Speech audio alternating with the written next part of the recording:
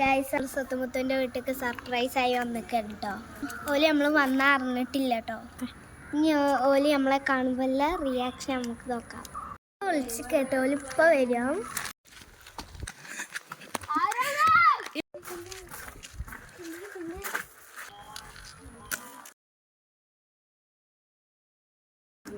എന്തിനാ പ്രൊജക്റ്റ് അറിയാലോ, അവിടുന്ന് ഞാൻ പറഞ്ഞല്ലേ, പിന്നെ വെച്ചിട്ടുണ്ടാവിച്ചില്ല ആ 100 രൂപ അങ്ങോട്ട്.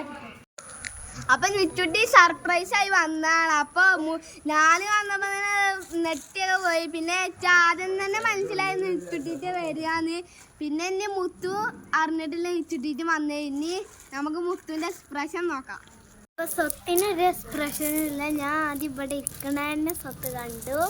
കാത്തിരുന്ന് കുഴങ്ങിട്ട് മുത്താണെങ്കിലോ വരുന്നില്ല. ഇനി ഇതേപോലെ ആവുമെന്നൊന്നും അറിയില്ല. എന്നാലും നമുക്കൊന്ന് നോക്കാം മുത്തിൻ്റെ എക്സ്പ്രഷൻ.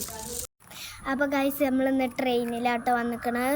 ഓല് എന്നും വരുമ്പോഴും അറിയലുണ്ട്. ഇന്ന് നമ്മൾ സർപ്രൈസ് ആയിട്ടാണ് വന്നിക്കണത്. ഇനി മുത്തിൻ്റെ എക്സ്പ്രഷൻ എങ്ങനെയാണെന്ന് അറിയില്ല. സ്വത്ത് വിളിക്കാൻ പോയിക്കണു. ഓല് വരുന്നുണ്ടോയെന്ന് ഇങ്ങനെ കാത്ത് നിൽക്കുകയാണ്. ഞങ്ങൾ നോക്കിയിട്ട് കുഴങ്ങിട്ടോ.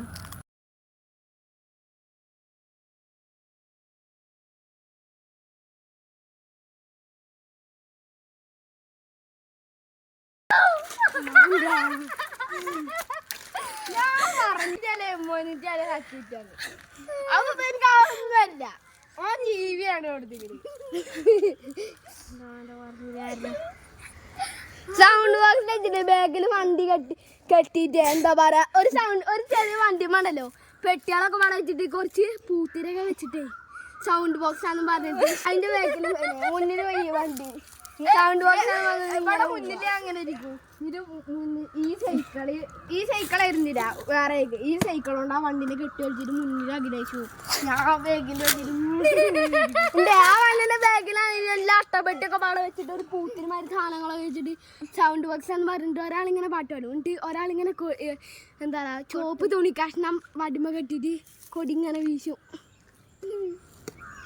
പോരെ പോരെ എന്താണ് പോരെ നാളെ വെച്ച്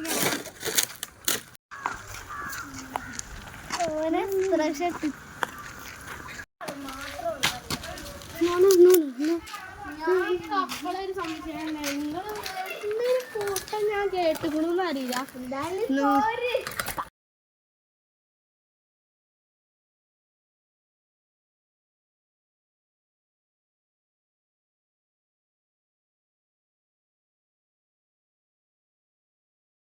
അപ്പൊ സ്വത്തിട്ടില്ല, മുത്ത് എക്സ്പ്രഷൻ ഇട്ട്, അതുകൊണ്ട് സമാധാനായി.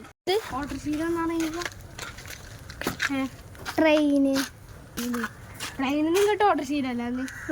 പിന്നെ ട്രെയിൻ ഇത് വെച്ച